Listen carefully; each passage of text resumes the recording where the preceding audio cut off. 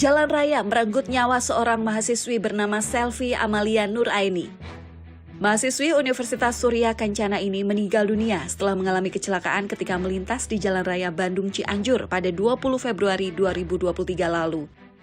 Dugaan awal, korban tertabrak salah satu mobil rombongan Polda Metro Jaya. Polisi menyatakan kendaraan yang menabrak Selvi bukan bagian rombongan iring-iringan Polda Metro Jaya.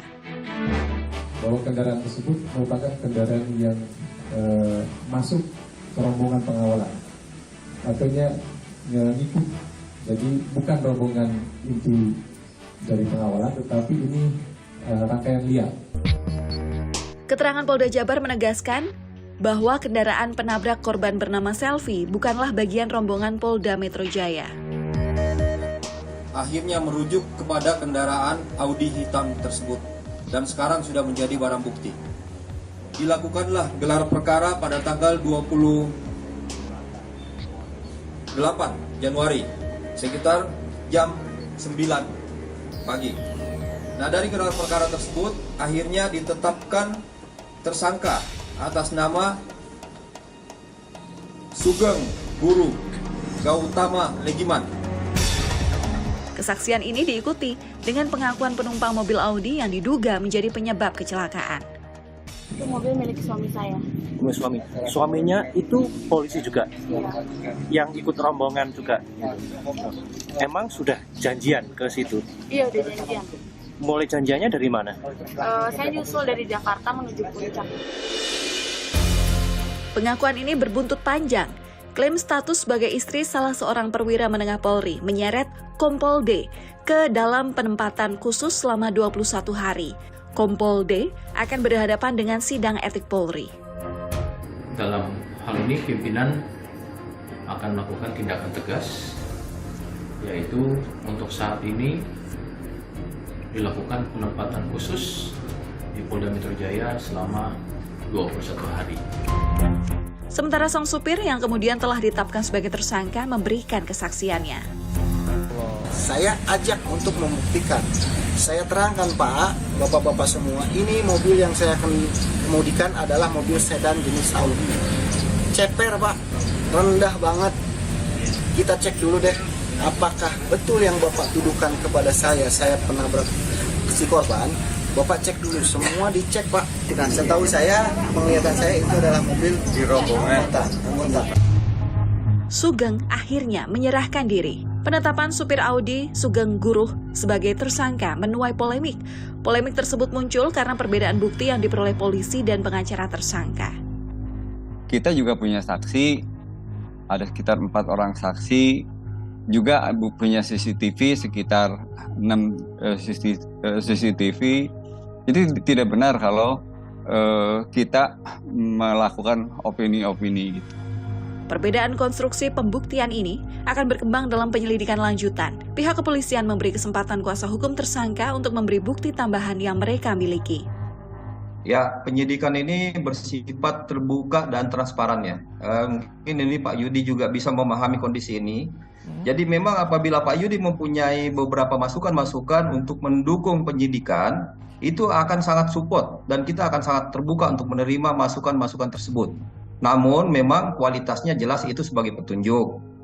Nah, namun juga perlu digarisbawahi apabila informasi yang diberikan yang bisa kita jadikan petunjuk tersebut menyesatkan penyidikan, ini kan bahaya, ini berlawanan. Kisah memprihatinkan lainnya menimpa seorang mahasiswa Universitas Indonesia, Muhammad Hasya Atala Saputra, kehilangan nyawa akibat kecelakaan lalu lintas pada 6 Oktober 2022 lalu. Kecelakaan ini melibatkan seorang purnawirawan polisi. Belakangan, almarhum Hasya justru dijadikan tersangka.